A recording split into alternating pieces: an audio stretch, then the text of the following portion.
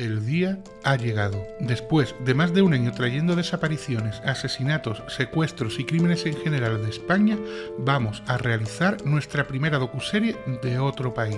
Nos trasladamos hasta México para acercaros a todos los espectadores que siguen este canal uno de los casos que más polémica, indignación y horror produjeron en la sociedad mexicana.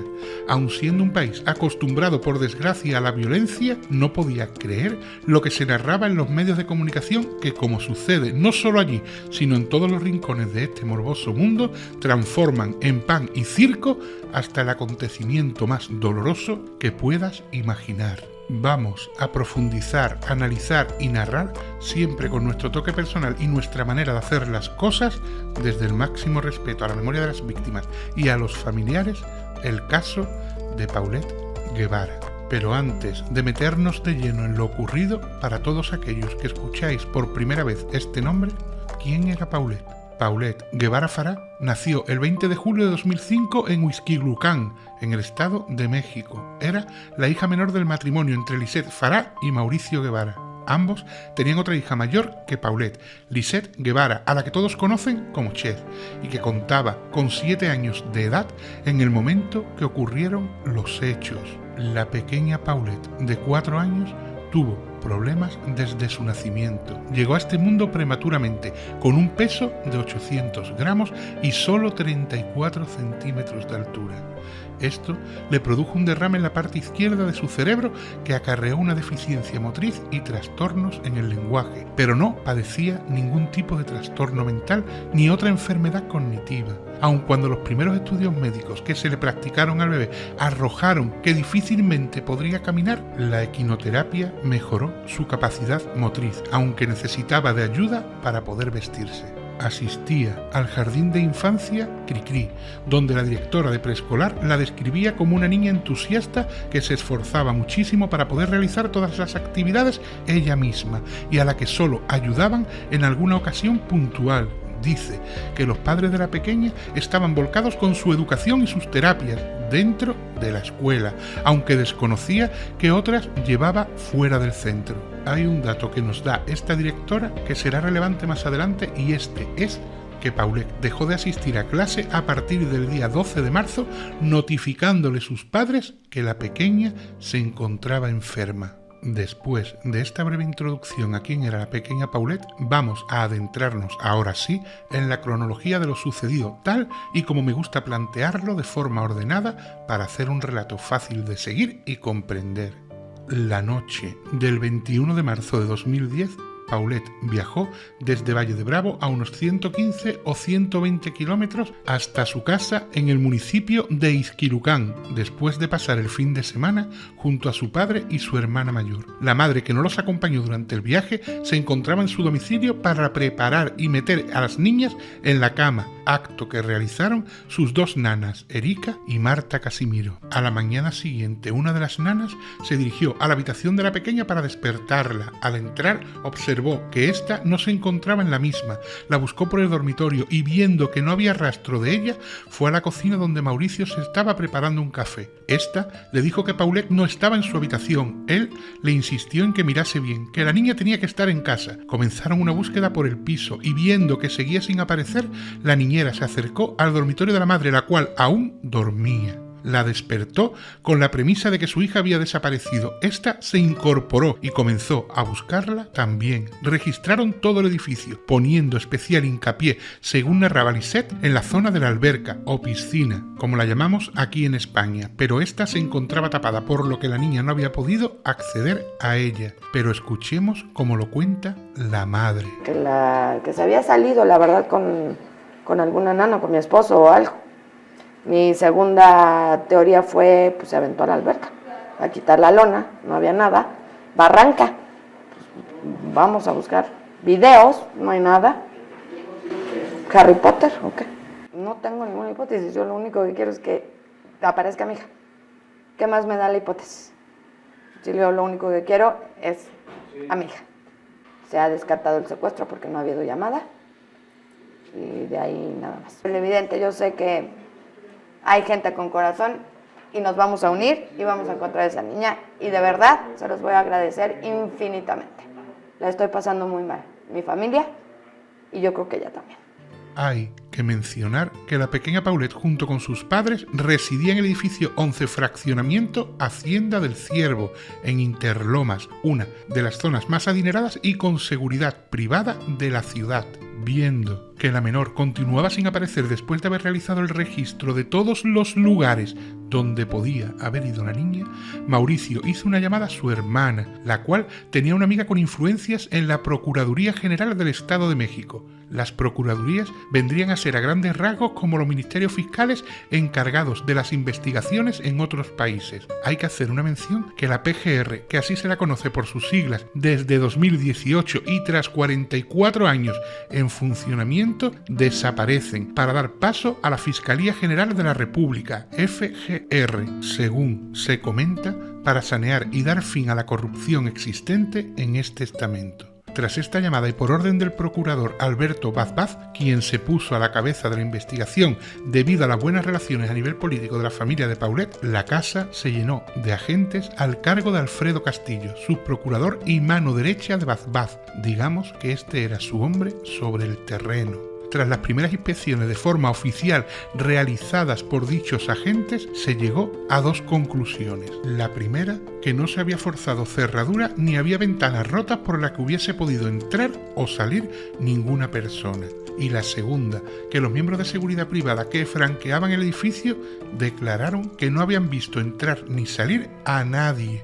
Existían cámaras de seguridad, pero la empresa encargada indicó que solo eran para visualizar y que no quedaba registro grabado alguno de lo que éstas recogían. Esa misma tarde, la Procuraduría General de Justicia difundió un cartel con una foto de Paulette y algunos datos sobre ella. La tía de la niña, Arlette Farah, se dedicó a difundir la foto y las reseñas de la pequeña por las redes sociales, haciendo que la noticia corriese como la pólvora y consiguiendo que una gran comunidad de internautas desencadenase en una búsqueda masiva.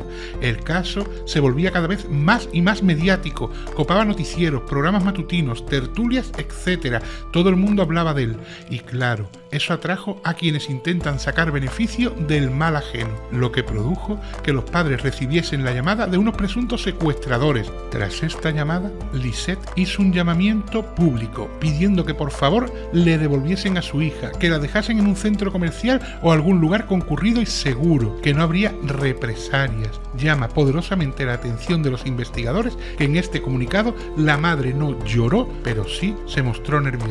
Os dejo la declaración.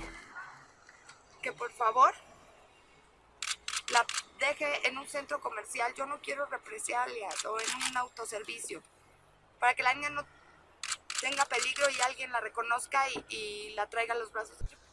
Por favor, de verdad, estoy desesperada. Oiga, sus perros no ladraron esa noche, ¿no? Yo no los oí. Son inquietos, ellos detectan. Mauricio Guevara también salió en los medios narrando cómo vivía lo ocurrido. Él era más reacio a dar entrevistas, pero finalmente accedió por consejo de familiares y amigos cercanos que le indicaron que sería bueno para el caso. No tengo una explicación lógica, seguimos todas las conductas con las que nos conducimos todos los días, el cuidado personal de las niñas. Yo, mi esposa, las niñas que nos ayudan con ellas, y a este momento, desde el momento en que desapareció, por así llamarlo, no encuentro una lógica de cómo pudo haber sido. Todos los sistemas de monitoreo que hay y llevarse a la niña me parece absurdo. Eso es lo que yo me quedo, o sea, por eso no estoy desesperado de pensar cómo lo hicieron, porque a mí me queda claro que hay algo más en todo esto, ¿no? No es el tema de que la gente sepa que no es un lugar tan inseguro. Finalmente llevo viviendo aquí 8 años, jamás se ha perdido una pluma de casa. Muy bien planeado, o sea, sí hay una planeación aquí. No hay una... Por eso no llamaría ni desaparición ni secuestro, hay planeación muy exacta, porque fue preciso, no fue una planeación de violencia, de agresión, de un comando, de todas estas cosas que ven en la tele, que parecen de fantasía, que son reales, pero eso no nos atropelló a nosotros, nos atropelló algo más que puede ser muy lógico, puede ser muy sencillo, porque pues no hay nada ni científico ni probado que aquí haya pasado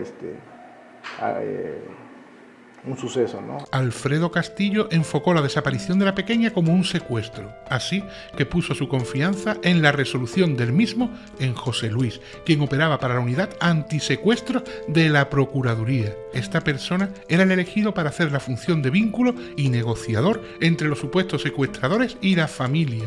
Castillo lo eligió porque este contaba con una larga lista de personas rescatadas con éxito, pero lo cierto es que tras varios días nadie más volvió a llamar, por lo que los supuestos secuestradores se fueron igual que llegaron. La expectación de los medios de comunicación y la opinión pública no paraban de crecer. La entrada al edificio de la familia Guevara se había convertido en plató improvisado de multitud de cadenas de televisión, buscando cualquier noticia para alimentar la enorme bestia engulle desgracias que es la televisión. La familia, ante la presión mediática, se vio obligada a dar entrevistas a diferentes medios. Hay dos momentos que me gustaría resaltar con respecto a estas entrevistas, y aunque no suelo hacerlo, en esta docuserie quiero que prestéis atención a estas dos imágenes reales. En una podemos ver a la madre de Paulette con un pijama en las manos al borde de la cama de su hija. Quiero que recordéis este momento al que haré alusión en un futuro. Y la segunda es esta, en la que podéis observar a la madre también realizando una entrevista recostada sobre la misma cama de la pequeña. El caso seguía dando tumbos y la cría continuaba sin aparecer. Más de 100 agentes inspeccionaron el domicilio en multitud de ocasiones y en muchas de ellas acompañados con perros rastreadores, los cuales olfateaban todos los rincones de la casa, especialmente del cuarto de Paulette. Los datos del despliegue abruman: 23 peritajes en distintas especialidades, 6 exámenes polígrafos, se revisaron 16 cámaras de vídeo, se practicaron 32 entrevistas con los padres y otras tantas con familiares, amigos y vecinos, 66 inspecciones ministeriales y se revisaron 12 domicilios aledaños. Y nada, la niña seguía sin aparecer, no se encontraba, era como si se la hubiese tragado la tierra. Entonces, la investigación posó sus ojos en Amanda de la Rosa, una actriz mexicana conocida como la China y amiga íntima de la madre de Paulette. Tan íntima que los días posteriores a la desaparición fue la persona que estuvo durmiendo en la cama de la niña. Esta reveló un dato curioso y es este, que cuando Mauricio, acompañado de sus dos hijas, fue a pasar el fin de semana a Valle de Bravo, ella y su amiga Lisette aprovecharon para hacer una escapada a Los Cabos para celebrar el cumpleaños de esta última.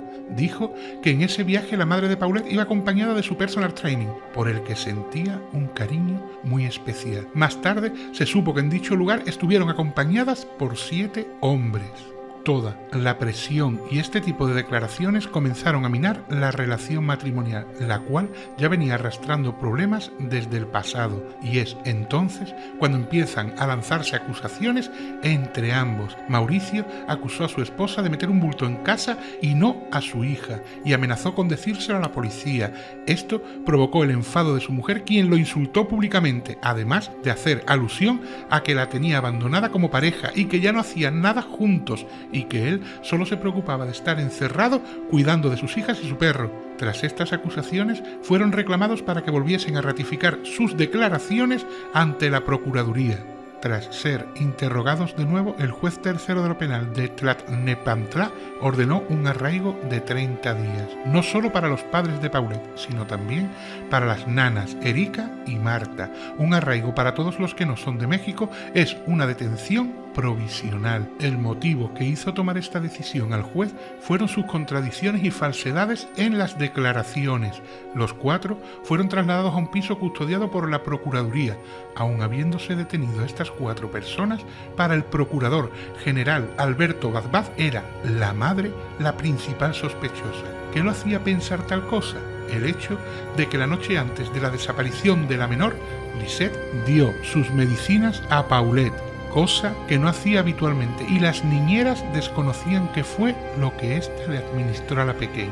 Comenzaron a surgir rumores de que padecía un trastorno de personalidad y los medios de comunicación encontraron en ella a la culpable perfecta sobre la que verter todo su veneno, pero no era la única a la que se veía como tal. Las declaraciones de Erika y Marta, las niñeras, también planteaban dudas sobre Mauricio, del cual dijeron que cuando se enteró de la desaparición él fumaba tranquilamente y buscaba sin interés ninguno. El 28 de marzo, el procurador hizo público que se descartaba el secuestro como motivo de la desaparición de la menor y que la causa del arraigo o detención de los padres no era más que por el hecho de tener contacto permanente con ellos y las nanas. Sin embargo, en el libro publicado por Martín Moreno, el cual afirma ha tenido acceso a los expedientes del caso, se recoge que Mauricio confesó a Alfredo Castillo que él sabía dónde se encontraba Paulette y solo diría si le ayudaban de forma legal para no tener ningún problema con la justicia. Tengo miedo de ir a la cárcel, declaró.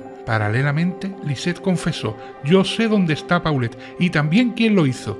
Fue mi esposo. Tenemos que recordar que esto es una nota en un libro, no es nada oficial y debemos dar la credibilidad que cada uno crea oportuno otorgar. El 31 de marzo, la Procuraduría ordenó desalojar a todos los medios de comunicación porque iban a realizar nuevas pesquisas. Trasladaron a los padres y las nanas y procedieron a hacer una reconstrucción de los hechos ocurridos aquella mañana. Aquí os dejo una pequeña muestra de la misma.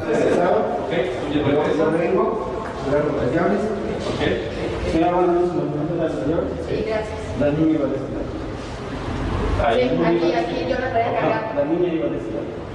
Y el gusto lo dijo. Ok. Porque soltó a la niña. Ok, está bien. Luego, ¿qué sigue?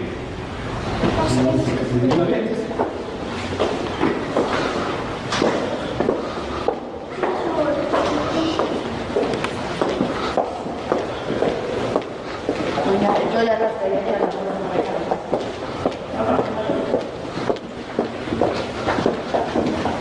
Tal cual hasta dormir las copas.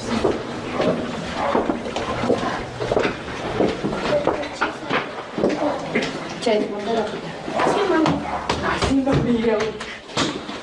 Tú entras con Paulette aquí. Sí, con las dos.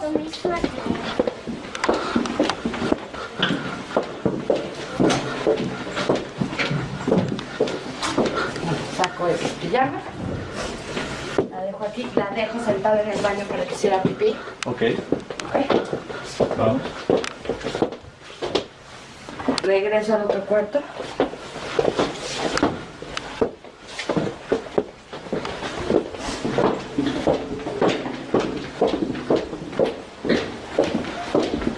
Eri, che, Apolo dejé sentada en el excusado. Ah, ok. Haciendo pipí. Y regreso. ¿No traías mi No. ¿Se la pusimos aquí? Ok, seguimos tiempos normales. Agarro, se queda parada y la señora me dice usted, ¿se portaron bien, Eri? Les digo, sí, bueno, usted ya sabe. Sí. Entonces ya agarra. La regañó su papá, me dijo. Ajá, se queda parada, que la había castigado. Entonces se quedó parada por él. La señora la abraza, le da un beso y le dice, uy, te extrañé mucho, y le toca las pompas. La agarramos, la ponemos así. Con el conejo, bueno. Ajá, el conejo. Ok. Ella se voltea para acá, abraza el conejo y ya lo tapamos, Erika y yo. Ok. Hacemos así. Le dije, hasta mañana, mami, yo te llevo mañana al kinder. Ajá. Le dije bendición, buenas noches. Esto y... ¿En tiempos tal cual va? Sí. Ok. Y aquí nos salimos. Nos salimos Sí, primero. me salí yo primero. Luego yo. Ya había entrado Mauricio. Mauricio ya había entrado. Sí, ¿verdad? Cerramos la puerta. Porque no ha subido todavía. Ahí está. Ya está, Mauricio. Sí. Ok. ¿Tú a dónde te fuiste? ¿Tú aquí llegas? Sí. Yo me regreso otra vez con Jess y le doy su medicamento. Ok, vete con Ches. Ah, sí, que te estaba diciendo que le iba a estar a la dos. Que ahí platicamos. Ajá. Ajá. ¿Cómo les fue? Tú te sentaste, ¿no? Sí, ya me senté. Y aquí, digamos, Ya se siguen platicando y en teoría Ches ya no sale de la recámara. Esa no sale de su recámara. Ya está ¿Viene cerrada la Erika? puerta. Esa puerta está cerrada. Ajá, Ahorita que Bueno, venga. yo aquí le di el ¿Sí? medicamento a la niña ok. y agarro y la dejo ahí, que está Correcto. por la puerta. Ajá. Eri, Aquí estoy platicando Mande. con Michelle. ¿la mochila de Ches trae algún recado? No, ya no me fijé, ya no. Ah, no ¿me la revisé. subes? O ves si tiene alguna circular y me la subes. Sí. Yo aquí estaba. Vengo, hago eso, cierro, subo las cortinas.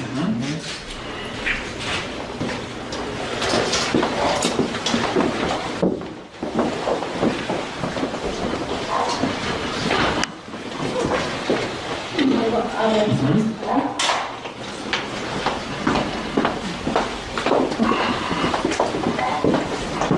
Cuando llego aquí, la puerta estaba cerrada. Entonces, sí. Hola, visita. La cama estaba descansando. ¿Cómo estaba la cama? O sea, así. Así. Hago esto. Y estaba, bueno, aquí está otra boda y estaba.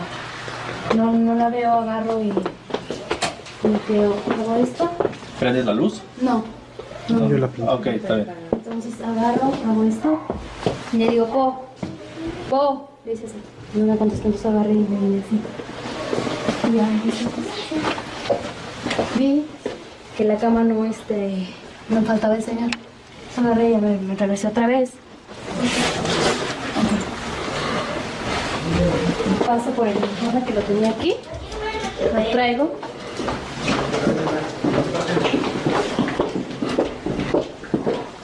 Me quedé así, lo pongo aquí. Le regreso por aquí. Bajo las escaleras que vaya otra vez. A ver, bájala. Síguela.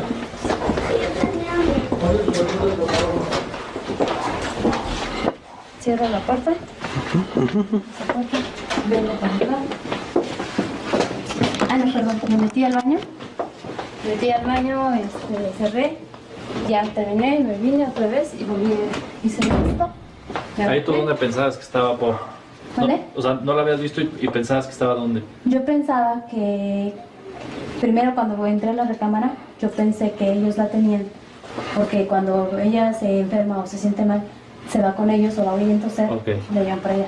Ahora tú entraste ahorita y ya al momento de Y al entrar. momento que yo no vi al señor, que seguramente pues se sintió más mal y se la llevó al doctor. Eso Ok. fue lo que yo pensé. Regreso y hago lo del uniforme, Ok, me vengo para acá, entro al baño, me bajo. síguela.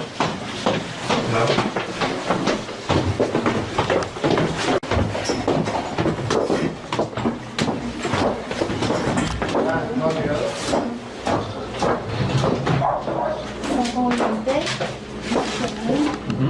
estaba aquí un vaso así, iba a llenarlo de agua, oí un ruido y me quedé así y lo volví a poner así. Me fui.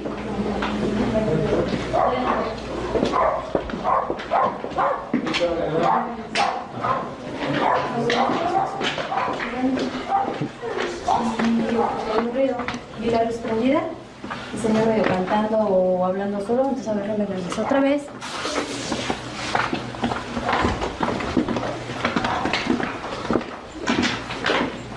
Agarré el vaso otra vez para llenarlo de agua, hice esto, llené todo, eso lo pongo aquí, ya el señor me dio estar aquí.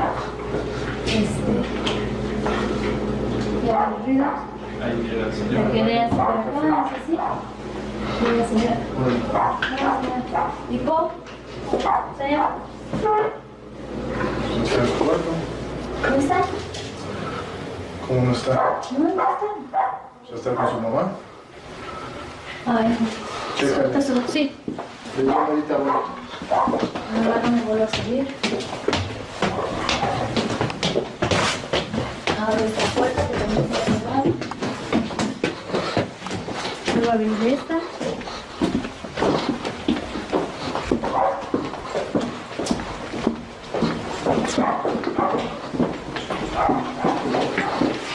Olé. Po.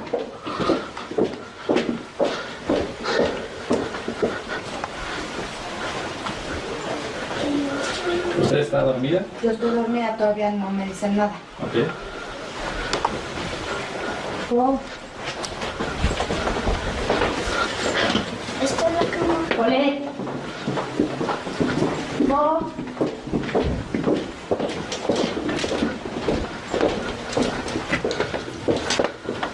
Polet. No, señor, no está. Y entonces él me dice, a ver, ¿cómo? Pregúntale a la señora, ¿me vuelve a regresar?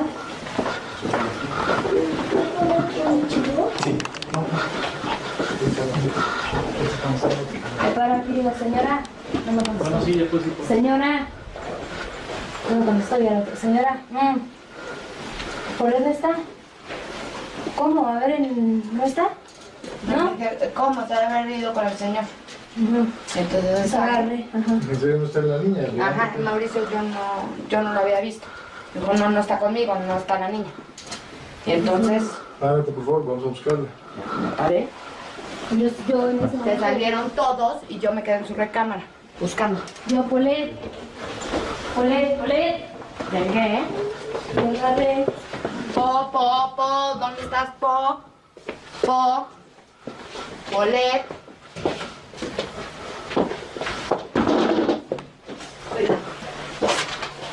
Po.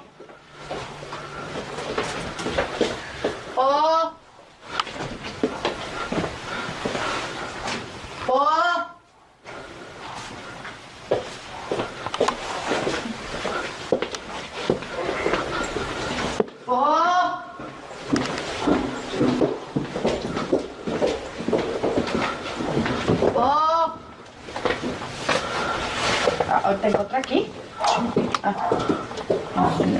Ya vi a mi marido, qué gusto.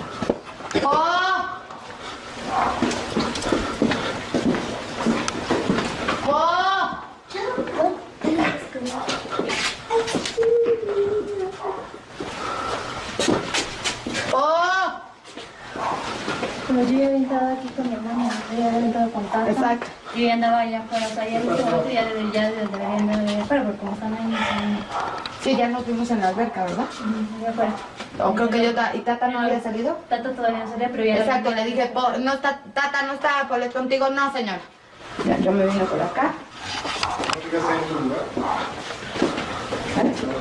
Ah, sí. Me senté aquí.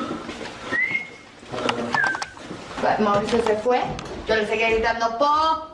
Pero en el transcurso de que yo ya estaba aquí, yo había entrado a lavar a despertar a mi hermana ya, y como le dije, ¿sabes qué? ¿Por dónde está?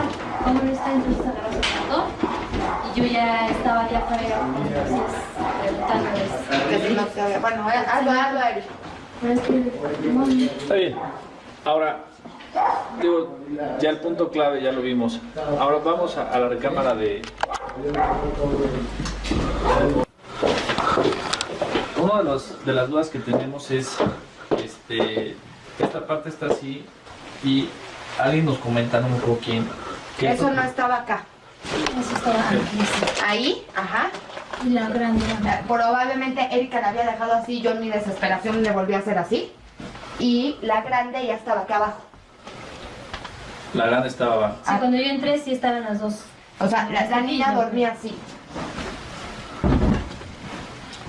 Las dos estaban Estaban así. así. Así, o sea, Yo la dejé en la noche se así. veía exactamente Y así tú como así la está. encontraste. Así la Ajá, encontré. sí. Y la cabeza de la niña ya estaba abrazada así, boca abajo, viéndome así. Así, Ok. cuando yo me despedí de ella. Cuando tú entras, así encuentras esto así tal Así, cual. ajá, sí. O sea, no vi ni siquiera un huequito que estuviera, por ejemplo, así. Estaba frío, caliente, tibio, No, ya no, es que no toqué. no tocaste. No toqué. O sea, regularmente sí se la dejamos apretadita para que no nos mueva esto y no se vaya a caer. Ok. Entonces, Pero si así. ella se hubiera salido así, o sea, yo digo, por lo menos esto se hubiera Ok. encontrado así. Y estaba Y acomodada. estaba así, o sea, como que alineado, o sea, no... Alineado. ¿Esto dónde está, Beri? Todos los cojines yo los tenía ya, ese lado. Ok. Déjanos como tú lo encontraste. Así. Sí, a ver. Ok.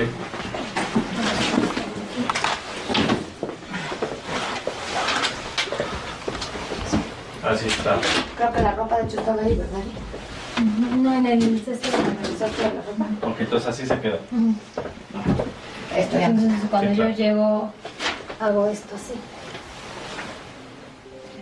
Cabe destacar de este vídeo la forma en la que acomodan la cama e introducen las manos por todos los huecos y recovecos. Tras esto, los padres y las nanas son trasladados de nuevo a Toluca, donde se mantienen bajo arresto. Los agentes se quedan entonces realizando un nuevo registro durante el mismo y a las 2 de la mañana aproximadamente se corta la luz del domicilio y misteriosamente, contra todo pronóstico, al volver esta, los agentes se encontraron a los pies de la cama, entre los travesaños de madera de esta y el colchón, el cuerpo sin vida de la pequeña Paulette.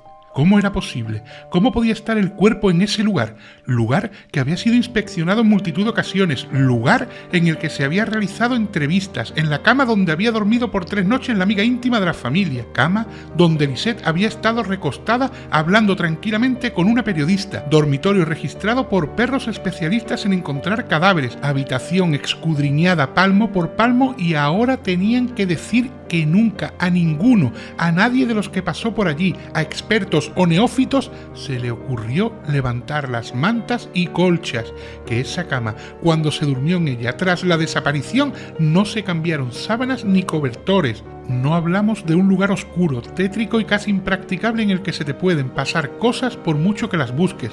Hablamos de la habitación de una pequeña en un piso de personas adineradas, con luz, alegría y visibilidad, y nadie vio nada, nadie olió nada. Lo cierto es que de los muchos casos que llevo tratados, de las muchas investigaciones en las que me he sumergido y la multitud de cadáveres que he visto aparecer, este es el caso con la aparición más rocambolesca, extraña y retorcida de todas las traídas a este canal.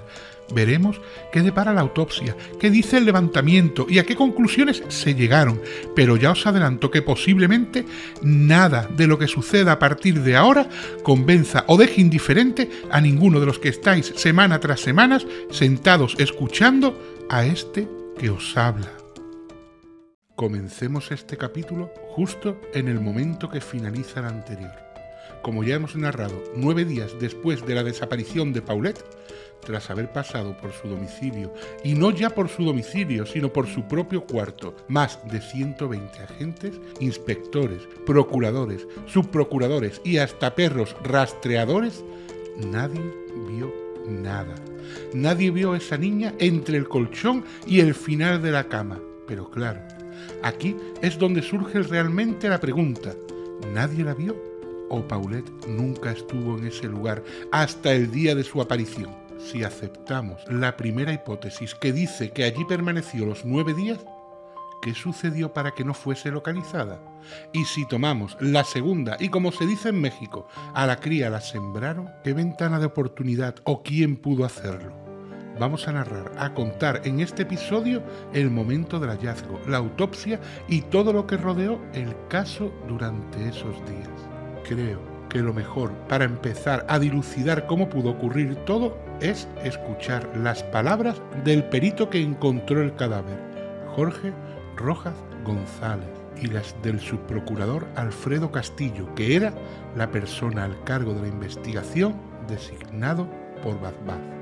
La habitación de Paulette percibí un olor parecido a humedad, el cual me llamó la atención precisamente porque pues olía raro, ¿verdad? El olor era poco perceptible.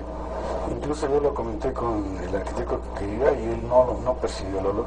En ese momento destapo la parte baja de la cama y encuentro o aparecen las piernitas de la niña. En ese momento me hablan por teléfono, yo le hablo al procurador, nos constituimos en el lugar y ya en el trayecto es cuando se piden peritos de la Procuraduría del Distrito Federal, de PGR, del Estado, de otros lugares, pues para hacer la parte más transparente, porque sabíamos que cuando se dijera que el cuerpo había aparecido ahí, iba a suceder lo que está sucediendo. Cuando nosotros llegamos el primer día y pedimos cualquier dato, vestigio, jamás se nos informó que la base de la cama era 15-16 centímetros más grande que el colchón. Ahora, la cama fue más... ¿Y eso no se nota? No, por la cantidad de colchas, sábanas, cobijas y demás que te cubren la parte del colchón y que terminan, si tú sumas una sábana, otra, la cobija, el edredón, la otra parte, a la hora de enrollarla, termina cubriendo casi de manera exacta lo que tiene que ver con la base de madera. En ese momento tú veías la correspondencia de la cama, tú veías que no salía ningún bulto por la parte superior. Tú podías que en la parte inferior no había nada porque se tendría que notar en la parte superior. Y abajo de la cama se había buscado. Claro, por supuesto, en la parte de abajo, que son los zapatos. Es que esto también ha generado confusión. Hay gente que cree que es abajo de la cama, no. Lo que llama la atención de Jorge es el olor extraño a humedad. Dicho olor es lo que lo hace levantar las cobijas y mantas para dar finalmente con el cuerpo de la pequeña.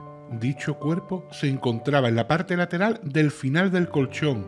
Al levantamiento se encontró que éste estaba de cúbito lateral derecho, con el brazo derecho flexionado y en abducción, con los dedos medios y anulares de su mano derecha introducidos en su cavidad oral, con la cavidad cefálica lateralizada hacia la base de la cama, los miembros inferiores en extensión, siguiendo el eje mayor del cuerpo, el izquierdo sobre el derecho, con los pies ligeramente extendidos, posición facilitada por el espacio existente.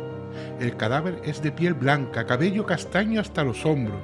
Va vestida con pijama de 2 piezas. Se encuentra falta de livideces en los puntos de contacto de las rodillas, brazos y nariz. Existe presencia de maceración en tercero, cuarto y quinto dedo de la mano derecha.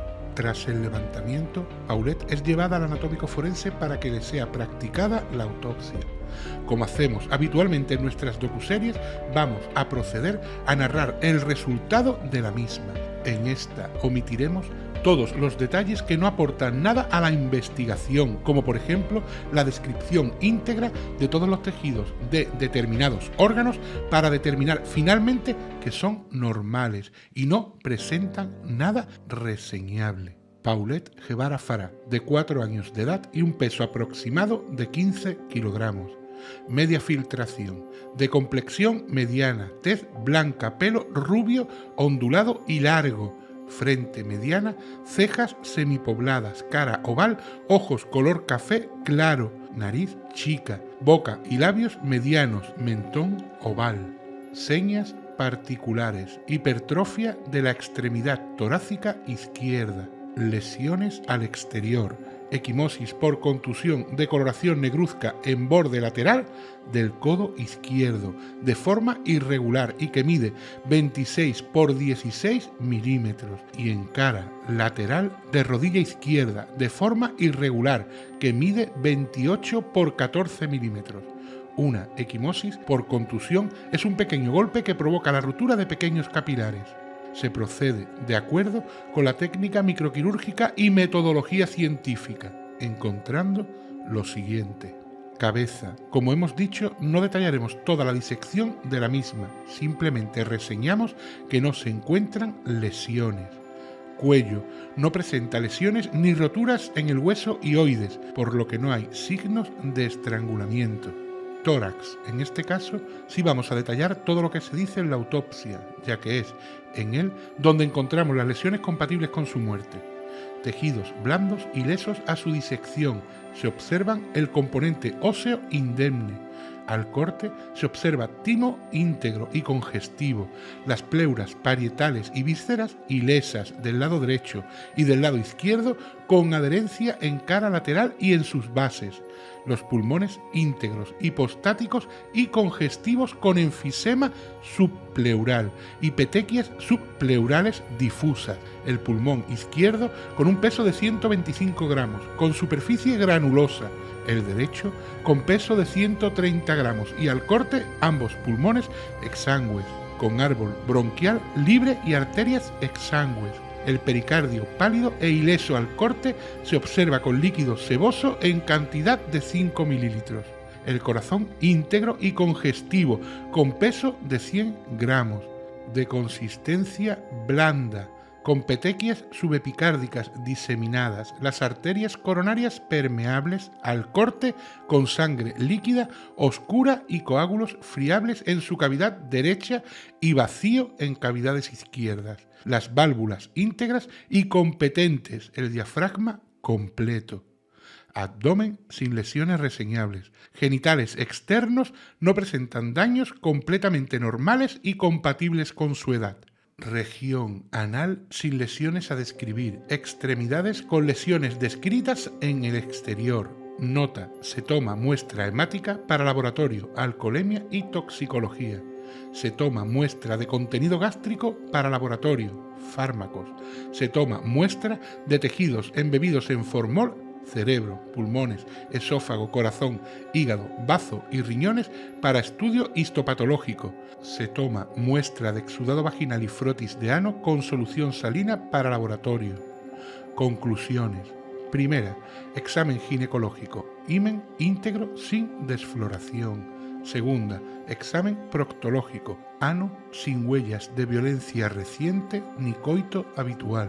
Tercera, Paulette Guevara Farah fallece por las alteraciones viscerales y tisulares producidas por asfixia mecánica por sofocación, en su modalidad de obstrucción de orificio de la respiración y compresión torácica por posición, lo que se califica de mortal. Cuarta, en base a las características del alimento encontrado en cavidad gástrica, se establece que la menor Paulette Guevara Farah ingirió alimentos al menos 5 horas antes de su muerte.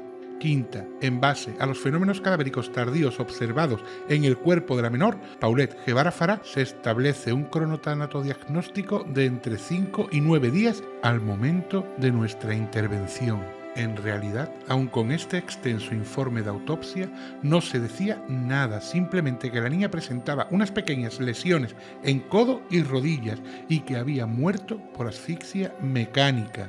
Tras esta autopsia, el procurador Alberto Bazbaz hizo las siguientes declaraciones. Y ahora el motivo de la investigación para nosotros tiene que seguir siendo la persecución de lo que parece ser un homicidio, de circunstancias muy atípicas, en condiciones muy complejas y probablemente realizado por personas que tienen, digamos, personalidades igualmente muy atípicas. En este momento, respecto del hecho concreto del delito que estamos investigando, la indiciada es Lisbeth. Estamos analizando el grado de conocimiento sobre algún hecho que todavía desconocemos y que pudiera... Como podemos ver, la principal línea de investigación apuntaba a que la niña había sido víctima de un homicidio. ¿Pero por qué se pensaba esto? Existen varias razones. Vamos a analizar algunas. Según los expertos, los signos específicos en los cuerpos de personas que mueren por asfixia mecánica suelen ser la presencia de sangre muy fluida, de color rojo carmín. Los órganos también presentan este color. Los pulmones aparecen edematosos. En el sistema nervioso central se encuentran hemorragias puntiformes, anulares alrededor de los vasos y focos de reblandecimientos. Las meninges y el encéfalo están congestionados y el cerebro edematoso. Pues según el informe de la autopsia de Paulette, no se encontraron los signos específicos para determinar muerte por asfixia mecánica por obstrucción, ni que la intoxicación por monóxido de carbono la llevase a un estado de coma y que al pasar mucho tiempo en ese estado le produjese la muerte. Por lo que según estos expertos, la hipótesis de muerte por asfixia no se sostiene. Se realizó una reconstrucción con las nanas en la cual explicaban cómo realizaban la acción de estirar y hacer la cama. Aquí os dejo algunas imágenes de esta reconstrucción.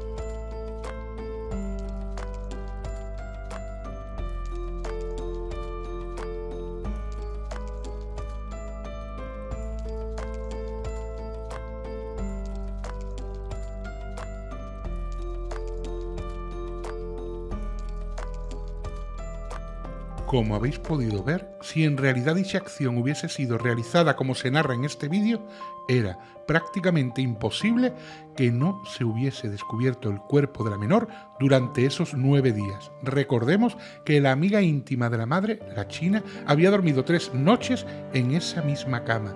Y hay que tener en cuenta una cosa: cuando se realizan las primeras pesquisas en el dormitorio de Paulette, se extrae la sábana que se supone ha estado en contacto con la niña esa noche para usarla con los perros rastreadores, los cuales necesitan el aroma de la menor para seguir su rastro. Mi pregunta es, ¿no se repuso dicha sábana con una nueva para que la actriz durmiese en esa cama? Pues según dijeron poco después, esto no sucedió. Lo achacan a que se permitió el acceso a la habitación, el baño y todo lo que allí se encontraba, pero extremando las precauciones y produciendo el mínimo desorden posible, por lo que la cama únicamente fue estirada y no se procedió al cambiado de ropa por unas limpias. No voy a opinar al respecto, solo dejo el dato para que cada uno lo tome como estime oportuno. El día 3 de abril se levanta el arraigo de los padres de Paulette y estos, junto con las niñeras, quedan en libertad, bajo prohibición de no poder abandonar la Ciudad de México. El día 4 de abril, Mauricio y Lisette solicitan que se les entregue el cuerpo de su hija para poder velarlo y enterrarlo. El 5 de abril, el cuerpo es entregado y es velado en el Panteón francés. Por exigencias del padre, solo asisten a dicho velatorio la familia Guevara. Durante este acto, el padre sale al exterior y realiza algunas declaraciones. Aquí os dejo una pequeña muestra de las mismas. Muchas gracias a todos los medios por estar aquí. Espero que entiendan que no pasamos por un proceso muy difícil de duelo, que hoy es para nosotros el día de Paulette. Su interés es totalmente informar, no le demos tintes amarillistas, vamos a darle el tono que es que la niña se vaya en paz, que descanse, que esté con Dios. Vamos dando paso por paso todos. Yo sé que están todos necesitados como nosotros de mayor información. El hecho es que bueno, pues hoy es un duelo. Estamos honrando a Paulette, que descanse en paz, que se hagan las cosas como Dios manda. Y créanme que se van a ir enterando de los avances, porque sé que han sido parte de la familia, que han estado. Todos tenemos que confiar en las autoridades, en sus investigaciones, en lo que vaya marcando todo este desenlace. Estamos igual que ustedes, hay que ir paso por paso todos, tener paciencia y la verdad se va a saber. Soy un padre, una familia que está dolida. Lo único que queremos es tener este día en paz, disfrutar a la familia, terminar el duelo, que la niña de verdad descanse en paz, porque para ella ha sido muy difícil todo esto. Honremos su nombre como lo han hecho, con mucho respeto, y es todo lo que les pido como padre. El sepelio será mañana, lo va a hacer su madre, van a estar aquí para hacerlo lo conducente. Nosotros ya no vamos a estar. Gracias, señor. Mientras todo esto ocurre, la hermana de Lisette, Arlette Farah, solicita que la hija mayor de su hermana, Che, le sea devuelta a su madre. Todo este caso comienza a tomar un cariz novelesco. Durante los siguientes días salen a relucir infidelidades por parte de Lisette hacia su marido. Desde algunos estamentos comienzan a pedir la dimisión del procurador Bazbaz. Las niñeras siguen ofreciendo entrevistas en las que afirman y reafirman que ellas limpiaron y recogieron multitud de veces el dormitorio de Paulette e hicieron la cama, ya que había dormido en ellas algunas personas y nunca se percataron de la presencia de la niña, por lo que estaban seguras de que no estaba allí. Pero finalmente, y contra todo pronóstico, el 21 de mayo la Procuraduría dio a conocer los resultados de la investigación y catalogaron la muerte de la pequeña Paulette Guevara como accidental. Sí, como lo escuchan. Según argumentaron, Paulette cayó aquella fatídica noche en el hueco entre la cama y el colchón y terminó falleciendo y permaneciendo en ese mismo lugar durante 9 días. Pero claro, ¿cómo contestar a muchas de las incógnitas que esta versión dejaba al descubierto? Pues algunas fueron resueltas de la siguiente manera. El olor. ¿Cómo nadie olió nada durante esos 9 días? Según dijeron, al caer el cuerpo en esa zona, envuelto en las mantas, la colcha, etc., esto sirvió como escudo, que hizo 2 funciones. La primera, ralentizar la descomposición hasta tal punto que el cuerpo no fue afectado ni por insectos tales como moscas o larvas, y el segundo, impidiendo que el olor saliese al exterior. Los perros. ¿Cómo no detectaron la presencia de Paulette Guevara los canes que inspeccionaron el dormitorio? Según relataron, cuando dichos perros llegaron para el rastreo, se les dio a oler una sábana que había estado en contacto con el cuerpo de la pequeña en vida, por lo que el olor que buscaban no era el de un cadáver, sino el de un cuerpo vivo. El dormir en la cama. Como ya hemos narrado, según dijeron, se hizo con extremo cuidado y no se cambiaron sábanas o cobertores, solo se estiraron. ¿Por qué no se miró en el hueco entre el colchón y las maderas? Porque no sabían de su existencia. Según dijeron, nadie les comunicó que el colchón dejaba un espacio de 15 centímetros y claro, con toda la cama hecha, las mantas, sábanas, cobertores y toda la ropa al completo, dicho hueco era inapreciable. El alcohol encontrado en la sangre de Paulette. Sí, en los análisis toxicológicos que se le realizaron a la menor, apareció esta sustancia en su sangre. Para resolver este punto, se remitieron a un informe realizado por el FBI, que indicaba que esto había sucedido por un proceso normal de la descomposición del cadáver. En fin, que tenían excusas para todo, y estas son algunas de las que dijeron. Juzgad vosotros mismos su respuesta. La realidad es que después de 9 días, Paulette apareció muerta en el lugar que menos podíamos imaginar.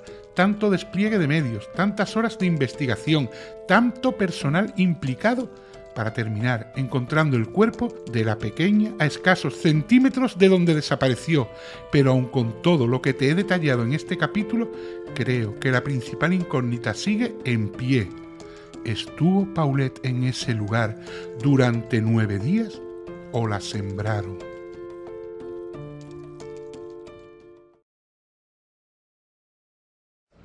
Como todos ustedes tienen conocimiento, la Procuraduría General de Justicia del Estado de México llevó la investigación en su momento de la desaparición de la niña Paulette, acontecido en Huixquilucan, Estado de México. El 22 de marzo del 2010, esta institución se constituyó en el departamento ubicado en Puerto Vita, en Interlomas, para realizar las primeras diligencias, las cuales estuvieron encaminadas a un secuestro, a un robo o a una sustracción de menor. Durante los primeros 5 días, la institución retomó todas las pruebas que marcan los protocolos para este tipo de delitos y se tomaron las declaraciones que se consideraron pertinentes, las testimoniales y las pruebas periciales. Una vez que se desahogaron todas estas diligencias, el lunes 29 de marzo y derivado de inconsistencias y contradicciones entre las principales personas que se encontraban en el lugar, así como de la gran cantidad de personas que asistían al domicilio, llámese por solidaridad, apoyo, sugerencia o inclusive para intentar coadyuvar en las investigaciones, esta institución determinó solicitar al juez competente una solicitud de arraigo, misma que fue concedida y aplicada ese mismo día, lunes por la noche. El martes 30 de marzo, personal de la institución se constituyó de nueva cuenta en el departamento, ahora sí con el objeto de hacer una revisión exhaustiva, ya no en una dinámica de secuestro o de robo, sino en una dinámica de una posible desaparición al interior, un homicidio o cualquier otra figura que nos permitiera a nosotros tomar algún elemento para poder tener una mejor investigación. Fue así como el martes a las 10:30 de la noche, un perito de esta institución, al percibir un olor parecido a la humedad, detectó lo que a la postre sería el cuerpo de Paulette. De estos hechos fue informado a la opinión pública el miércoles, un día después, y en ese instante se hizo la narración de que nos encontrábamos ante un posible homicidio, tomando en consideración que los primeros reportes de alcoholemia que teníamos de nuestra institución nos marcaban un porcentaje alto de alcohol en la sangre. Una vez que encontramos el cuerpo, la investigación tomó un giro de 360 grados y las premisas o los objetivos de la Procuraduría ahora cambiaron totalmente. El objetivo primario ya no era encontrar una niña con vida. El objetivo ahora se centraba en determinar por qué murió, de qué murió y cuándo murió, en este caso, la niña Paulette. Hoy la institución tiene la respuesta a estas preguntas y son las que le estamos dando a conocer aquí, y además para sustentarlas con peritos expertos que hoy nos acompañan. Paulette murió la noche del 21 de marzo o en las primeras horas de la madrugada del lunes 22 de marzo. ¿Con qué pruebas o periciales nosotros lo estamos acreditando? Con las siguientes. La primera, con la sábana misma que fue retirada del lugar el mismo lunes 22 de marzo, en donde esa sábana se le fue dada al entrenador de perros, el cual la utilizó como aroma de referencia para que el binomio canino pudiera hacer el rastreo de la pequeña. Esta sábana nunca más fue puesta en el lugar. Esta sábana posteriormente fue entregada a la Procuraduría General de la República y en esta sábana se logró acreditar que existía residuos biológicos, en este caso orina, que tienen correspondencia con el ADN de Paulette y que además por su ubicación geográfica dentro de la sábana tienen correspondencia en lo que sería la vejiga del lugar donde fue encontrada el cuerpo sin vida de Paulette. El segundo punto que se pudo acreditar fue que Paulette nunca fue movida del lugar en donde falleció. ¿Qué quiero decir con esto? Que Paulette falleció en el lugar en donde fue encontrada sin vida, esto es, en la parte lateral o en la parte final del colchón que hace concordancia con la piecera o con el pie de cama. ¿Por qué podemos afirmar y acreditar que esto fue así? En el entendido de que los peritos, los médicos forenses nos han acreditado que la falta de livideces que se formaron en los puntos de contacto de rodillas, brazos y nariz, que eran los puntos en donde Paulette tenía contacto con el colchón, nos dejan ver que ahí estuvo todos estos días. De haber sido diferente, que Paulette hubiera estado en un lugar distinto, en esos puntos necesariamente se le hubieran tenido que formar esas livideces. Además, la ubicación del cuerpo nos deja claro que en esta agonía ante la falta de oxígeno, derivada fundamentalmente de estar cubiertas por las cobijas y no por la acción de un tercero, nos deja claro que Paulette, al momento de fallecer, se liberaron los esfínteres, que es un proceso natural ante la muerte, y ahí está la orina, la cual fue concordada con el ADN y nos deja ver que efectivamente ahí se encontraba. Un tercer elemento importante que se puede mostrar aquí es que Paulette babeaba y la Procuraduría General de la República en sus dictámenes pudo acreditar junto con nosotros que la baba de la menor se encontraba donde fue acostada y de manera intermitente en algunos otros puntos de la cama que nos dejan ver el desplazamiento, así como también en el lugar en donde fue encontrada sin vida. El otro punto que nos deja ver también que Paulette falleció en ese lugar, y este es a nivel de indicio y no una cuestión pericial, pero es importante, es que de toda la gente que estuvo ahí y que llegó a buscar, llámese familia, amigos, conocidos e incluida esta propia institución, nadie buscó en ese lugar en específico. ¿Cómo llegó ahí Paulette? Esa es otra pregunta que la gente se hace. ¿Paulette fue colocada o Paulette llegó ahí por sí misma? Los peritos, las periciales nos informan que Paulette tenía todas las características físicas para poder desplazarse. Se pudo acreditar a través de videos en donde Paulette hace su vida normal.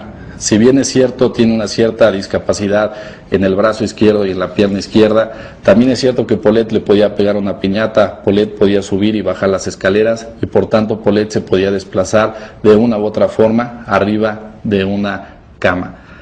Segundo punto, en el caso de Paulette se pudo acreditar también a través de la biofísica que ella podía hacer un desplazamiento del colchón de manera natural al momento de quedar atrapada ella ahí.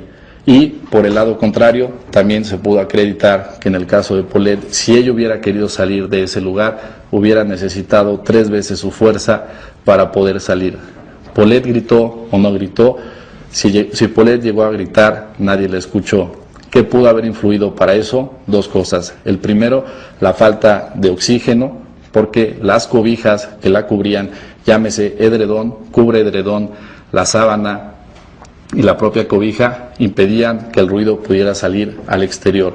Además, la manera como ella tenía su mano en la boca, tenemos fotografías que nos dejan ver que esa era un movimiento natural que ella tenía y también es una obstrucción parcial para poder respirar. Y por último punto tenemos la formación de dióxido de carbono, el cual al no permitir la circulación del aire pudo haber hecho que Paulette en algún momento se desmayara y que esto no fuera a consecuencia del alcohol o la alcoholemia como en un principio se pensó, sino que fuera por la falta de oxígeno, lo que ocasionó su muerte, en este caso por asfixia mecánica por sofocación. Entendemos que existen muchas dudas y suspicacias, como cuáles, incluidas algunas para nosotros que tuvimos que requerir a los expertos para que nos pudieran dilucidar. Una de ellas fue el tema del alcohol y fue el que centró la duda principal acerca de si nos encontrábamos ante un homicidio o un accidente.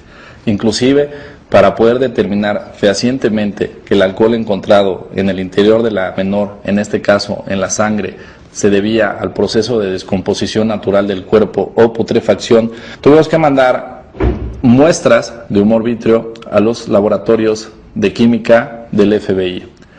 El FBI lo que nos terminó señalando en el análisis es que el gramo encontrado o los 100 miligramos encontrados en el cuerpo de Paulette corresponden al proceso natural de descomposición. Esta situación fue avalada también por la Procuraduría General de Justicia del Estado de México, por la Procuraduría General de la República, por la Procuraduría de Nuevo León y por la Procuraduría del Distrito Federal. Sin embargo, en un principio y antes de que la literatura nos los pudiera corroborar, el primer dictamen que tuvimos a las 24 horas de encontrar el cuerpo de Paulette nos marcaba un dato de 133 miligramos por cada 100 mililitros de sangre. Una cantidad que, por poner un ejemplo, en un alcoholímetro hubiera significado que la persona estaba alcoholizada. A raíz de este dato fue la confusión que nos dio para salir de manera precipitada y señalar que era eminente un homicidio.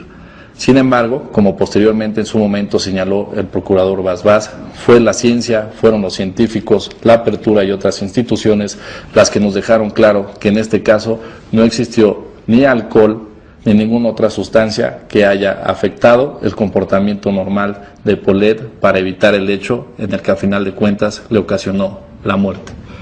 Otra de las dudas que ha habido es acerca del olor. Muchos dicen que hay cuerpos que a las 24 o 36 horas ya huelen y que en este caso no es posible que después de una semana el cuerpo no oliera. Aquí haría la siguiente explicación. Paulette era una niña que pesaba 15 kilos, que tenía 4 años y que no tenía mayor cantidad de grasas en su cuerpo. Es una niña que murió por asfixia. ¿Qué quiero decir con esto? Que no nos encontramos ante un caso como el que es común ver en otros escenarios de una persona de más edad, con mayor pesaje, con mayores grasas, en donde es encontrado en un lugar al aire libre, posiblemente inclusive a veces en un vehículo donde la temperatura es muy alta. Paulette se encontró durante 9 días en un lugar cerrado, en un lugar a 19 grados centígrados, en un lugar en donde las propias cobijas hicieron una especie como si se fuera a embalsamar un cuerpo y en este caso impidió que el olor pudiera transmitirse hacia el exterior porque no había una mayor cantidad de oxígeno. Prueba de eso es que a pesar de que el cuerpo estuvo siempre ahí, no pudimos encontrar algún tipo de insectos como moscas que pudieran percibir ese olor para llegar a ese. Otra de las dudas que también ha surgido mucho es por qué los perros no encontraron a la pequeña en su recámara. Y al respecto es conveniente señalar lo siguiente. Empezaré por el protocolo.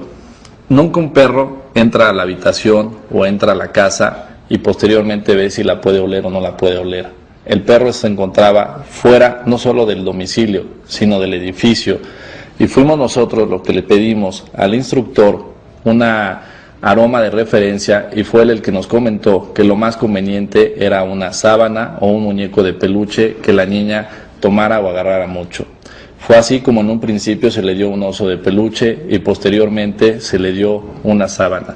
Esta sábana, que fue arrancada de la recámara de Paulette, fue llevada al exterior del edificio y en el recipiente en donde fue colocada se le dio el aroma al perro que inició la búsqueda. El perro se dirigió, una vez que percibió el olor, precisamente al departamento de la familia Guevara y ahí subió a la recámara e hizo una señal. Cabe señalar que era normal, dicho por el instructor, que el perro tomara ese punto indicativo porque era precisamente el aroma de referencia que él había tomado para buscar a Paulette. No solo eso, el perro, además de dirigirse a su recámara, fue al estacionamiento y ubicó tanto el vehículo en el que se habían dirigido a Valle de Bravo como en el otro vehículo en donde usualmente iba el papá o la mamá. ¿Qué quiero decir con esto? Que los perros no fallaron. Así como hay perros que se dedican para detectar explosivos, perros que se dedican para detectar drogas, perros que se dedican para encontrar cadáveres, el binomio canino que nosotros utilizamos fue para encontrar una persona viva. Y el binomio canino que nosotros utilizamos, lo utilizamos el lunes. Esto es menos de 24 horas de que había sido reportada su desaparición, sustracción o secuestro. El perro no regresó días después. El perro, nunca tuvimos un perro para cadáveres que pudiera hacer la detección. Y el perro fundamentalmente lo teníamos para que hiciera una búsqueda en el exterior del edificio, en el exterior de las zonas aledañas e inclusive lo llevamos a la zona de Valle de Bravo donde Paulette estuvo el fin de semana. Otra duda que ha surgido es en relación a los parches que tenía Paulette y algunos han llegado a señalar que fueron estos los que provocaron la asfixia y que fueron colocados de manera intencional. La persona, el doctor que lo sugirió, ya ha sido declarado y así también los familiares nos han dicho que Paulette los tuvo todo el fin de semana, que inclusive nadó con ellos en Valle de Bravo y que esos parches tenían como finalidad que la niña babeara menos y que pudiera controlar mejor la quijada. Y por último, la duda que había acerca del tendido de la cama, que si Erika o Marta, las mucamas, las domésticas o las nanas habían ellas hecho con exactitud y precisión la cama, se ha podido acreditar que esto no fue así.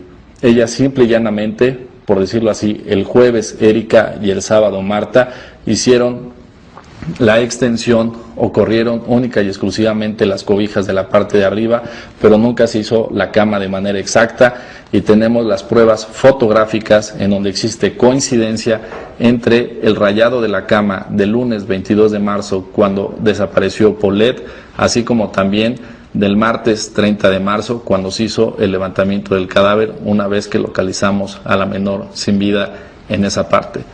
Hay muchas preguntas todavía sin responder. Yo estoy a sus órdenes. Lo que sí les quiero decir es que pericialmente está totalmente acreditado 4 cosas. La primera, que Paulette falleció la noche del domingo 21 de marzo o máximo en las primeras horas de la madrugada del 22. Que desde el primer minuto que esta institución entró al departamento de la familia Guevara, la niña Paulette se encontraba ya sin vida. Paulette falleció en el lugar en donde fue encontrada el martes 30 de marzo y eso no está sujeto a discusión por ninguna de las 4 instituciones que participaron en los hechos. Así tampoco se ha puesto en entredicho por parte de institución alguna que Paulette haya fallecido el 21 de marzo en la noche o el 22 en la madrugada.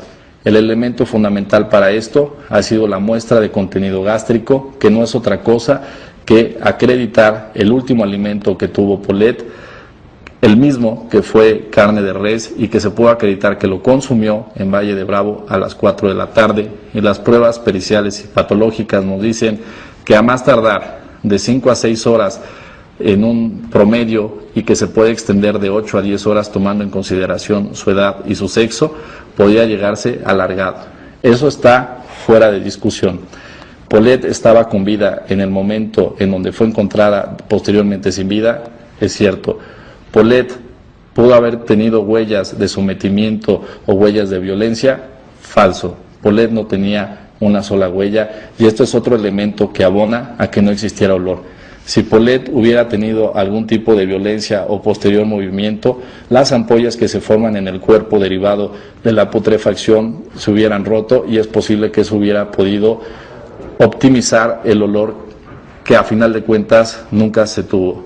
El otro punto que también está fuera de discusión es que Paulette por sí misma tenía la capacidad y la fuerza para desplazarse. Y por último, que pericialmente Paulette no podía por sí misma, ahora sí, tener la fuerza suficiente para salirse de ese lugar.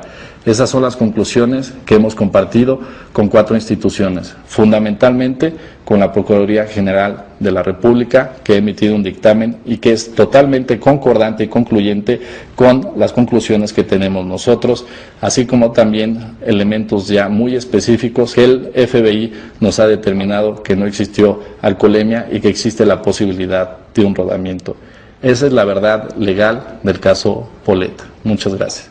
Como habéis podido escuchar, esta es la explicación que dieron para la muerte de la pequeña Paulette. Habéis escuchado cómo tienen excusas para todo, cómo intentan dar respuesta hasta a que los perros no olieran a la niña cuando hicieron su rastreo. Al final tenían que cuadrar las cosas y las cosas cuadraron.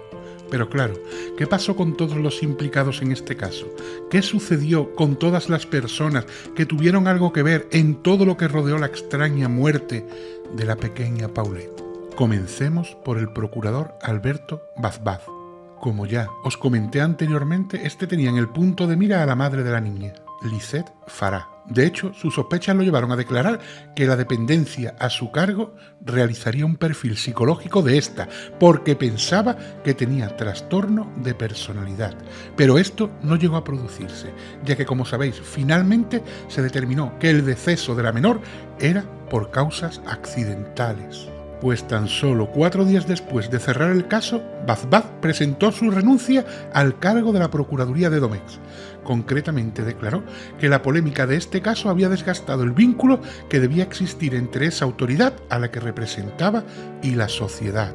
Continuó diciendo que para que una procuraduría pudiese realizar sus funciones con eficacia era indispensable que cuente con la confianza, la credibilidad y el respeto de la gente a la que sirve. Cuando esto se pierde, resulta imposible cumplir con tal responsabilidad. Bazbaz volvió a aparecer 3 años más tarde, cuando Peña Nieto ya era presidente de la República, designa a este como titular de la Unidad de Inteligencia Financiera, UIF, dependiente de la Secretaría de Hacienda. Esta institución es la encargada de detectar e investigar el lavado de dinero y la financiación ilícita. En enero de 2018 renuncia a ese cargo y se convierte en el titular del Centro de Investigación y Seguridad Nacional, CISEN. En 2019, la prensa publicó que Bazbaz era responsable de dirigir una red de espionaje contra más de 300 políticos, empresarios, ministros legisladores y delegados cercanos a la 4T, mediante un centro de inteligencia privada ubicado dentro del edificio de Santa Fe. Se reveló que dicho centro era dirigido por él y el exprocurador y colaborador de Peña Nieto, Alfredo Castillo, junto con Walter Meade, primo del excandidato presidencial José Antonio Meade. Alberto negó este hecho y mediante una carta afirmó que esperaba que las autoridades que investigan esta denuncia depurasen responsabilidades. Pasemos ahora a Alfredo Castillo, subprocurador y mano derecha de Bazbaz. Tras la renuncia de este último como procurador tras el caso de Paulette, Enrique Peña Nieto nombra a Castillo titular de la Procuraduría, de la cual estuvo al cargo hasta 2012. Cuando Peña Nieto consiguió la presidencia de la República, Alfredo continuó su ascenso como político. En 2013 fue nombrado titular de la Procuraduría del Consumidor, Profeco. Justo al año siguiente se enfrenta a otro nuevo ascenso, en este caso toma la titularidad de la Secretaría de Gobernación, SEGOP. siendo el comisionado especial para la seguridad de Michoacán. Se enfrenta a uno de los momentos más polémicos, tras detener al líder de las autodefensas, José Manuel Mireles. Este demostró que el gobierno, a través de Castillo, había proporcionado armas a los civiles para luchar contra los narcos. En 2016 es nombrado titular de la Comisión de Cultura Física y de Deporte, CONADE. Durante su gestión, Castillo no justificó 2,3 millones de pesos, unos 115 millones de dólares de los de hoy, de apoyos especiales, y asimismo no pudo justificar la correcta determinación de apoyos de 31 atletas por la cantidad de 8,8 millones de pesos, unos 435.000 dólares. Él era el encargado de los deportes durante los Juegos Olímpicos de 2016. Tras esto, se le realiza una auditoría la cual desvela que ocultó un patrimonio superior a 18 millones de pesos, lo que equivaldría aproximadamente a $1 millón.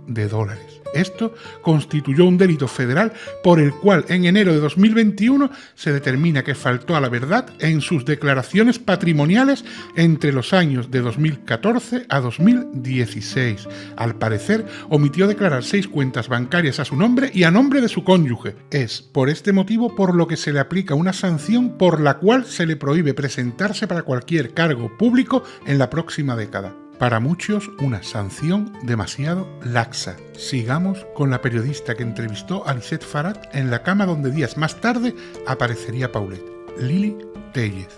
Tras el caso Paulet, esta siguió con su labor de periodista, hasta que en las elecciones de 2018 el partido Morena la encumbra como candidata a senadora por el estado de Sonora, de donde era originaria. Finalmente se alza como tal el 1 de septiembre de 2018. El 14 de abril abandona su puesto en el Morena y se une a las filas del PAN. Esta hizo hincapié en que le constaba que el cuerpo de la pequeña no se encontraba allí y que así lo denunció en varios medios y que por esto recibió multitud de amenazas para que dejase el caso. Declaró, sin las condiciones necesarias para hacer denuncia ante autoridades, este es otro ejemplo de la falta del Estado de Derecho. Siempre sostuvo que el olor del cuerpo o el volumen del mismo habría delatado que la niña se encontraba en los pies de la cama. Hablemos ahora de la China, amiga íntima de Lisette Farat. Tras la aparición del cuerpo de la pequeña, la opinión pública así como la investigación se fijaron en Lisette como la principal sospechosa y en ella como su cómplice. Incluso se decía que había usado esta estrategia para impulsar su carrera como actriz. A poco más de un mes del suceso, comienza a escribir un libro, ¿Dónde está Paulet?, que se convertiría en la crónica de una testigo sin el consentimiento de su amiga. Este libro comienza cuando ella y su amiga regresan de Los Cabos y descubren que la pequeña ha desaparecido. Es un relato detallado de todo lo vivido en primera persona. Según cuenta, lo escribió a modo de diario que fue redactando durante esos días de angustia. La publicación de dicho libro hizo que su relación con Lisette se rompiera para siempre. Esta dijo que no había existido una pelea como tal, sino simplemente un distanciamiento. Actualmente, ella se declara como activista de varias ONGs y colabora como artista ambiental. Muchos, llegados a este punto, os estaréis preguntando qué pasó con las nanas, Erika y Marta Casimiro. Solo puedo decir que sus vidas no han cambiado y que poco se sabe de ellas, más allá de sus declaraciones en medios públicos cuando esporádicamente son entrevistadas o se les da voz. Ellas siguen afirmando que es imposible totalmente que el cuerpo de Paulet estuviese en el sitio en el que apareció. Hacen hincapié en que ellas hacían la cama, que durante el día de la desaparición miraron en todos los lugares e incluso cuentan cómo ordenaron el cuarto tras las pernoctas de la China. Siguen encerradas en que a la pequeña la sembraron. Y vayamos ahora sí con los padres.